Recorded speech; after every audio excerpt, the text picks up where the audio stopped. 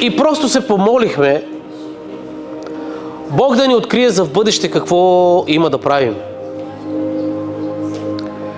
И докато се молихме, Бог даде видение на един от нашите братя. И това видение, което беше наковалня. И той дойде при мен и ми каза: братко, пасторе, казва, какво означава наковалня? И... Халелуя! Точно преди това, една вечер преди това, гледах един християнски филм.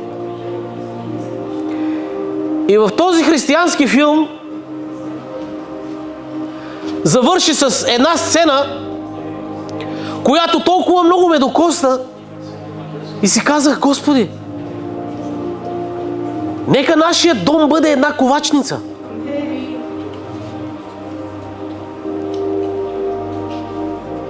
И не знам как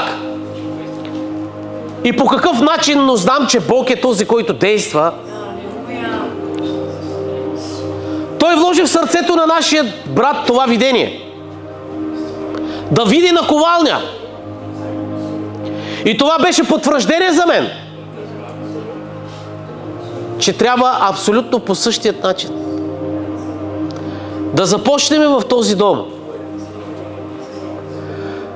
като една ковачница да градим характерите на всеки един от вас. Ковачница в момента, аз ще обясня какво е ковачница.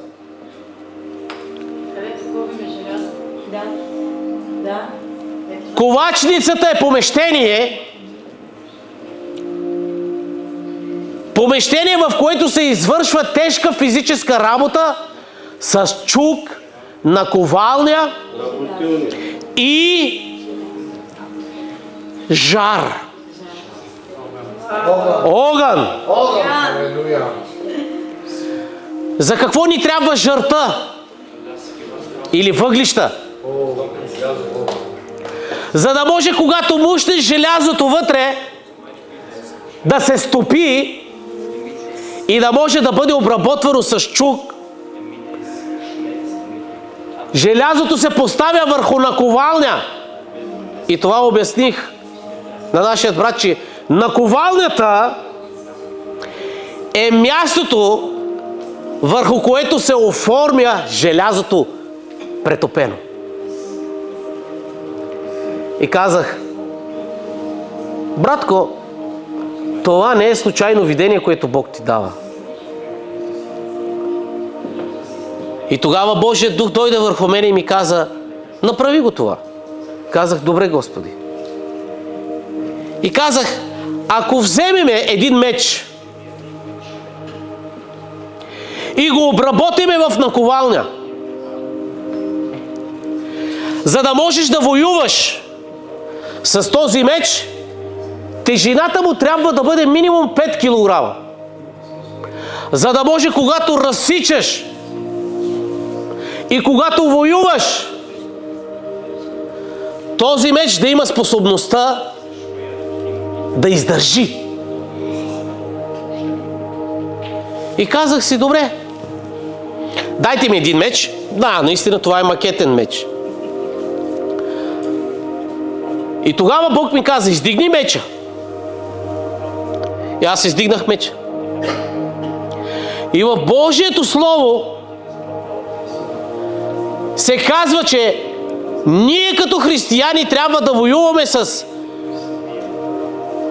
меча на духа. Святия Дух е нашият меч. Тогава Духът на Бога ми каза: колко време можеш да издържиш, за да воюваш с този меч? И казах: Господи,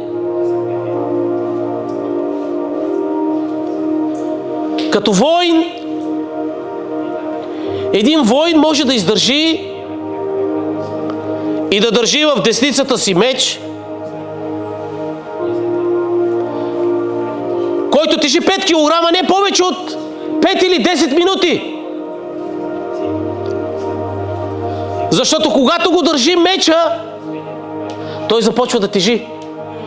Повярвайте ми, дори да е макетен меч, дори да е лек, той започва в момента да тежи в ръката ми. Времето, с което можеш да издържиш, е малко.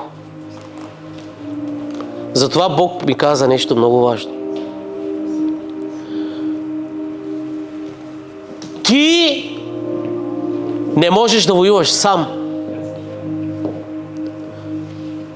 но ти е нужда подкрепа.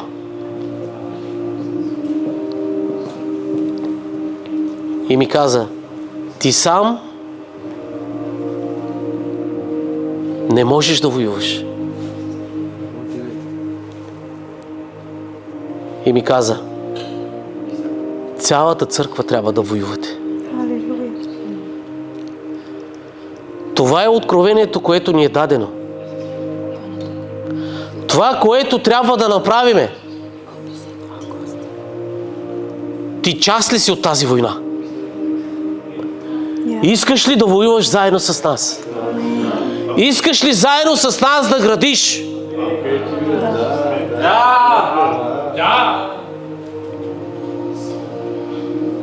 Тук е твоята ковачница. Амен. Божия дом е твоята ковачница. Амен. Тук е мястото на твоето съграждане. Ела и бъди оформен.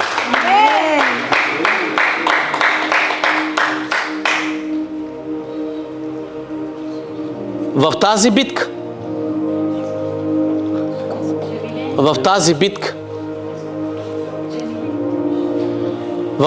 битка, единствено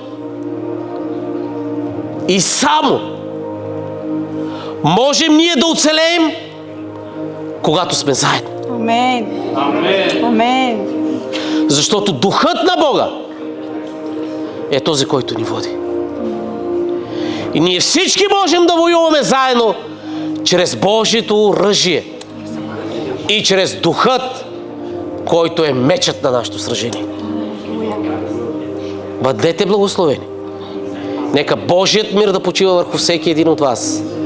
И Божията благодат да бъде върху всеки един от вас. Амин.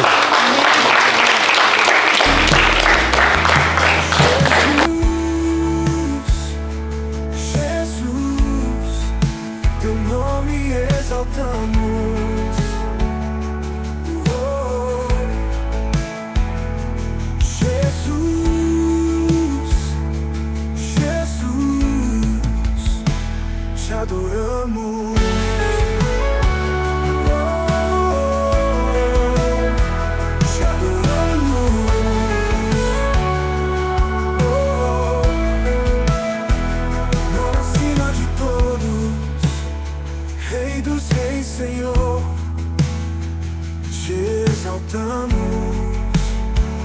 te adoramos.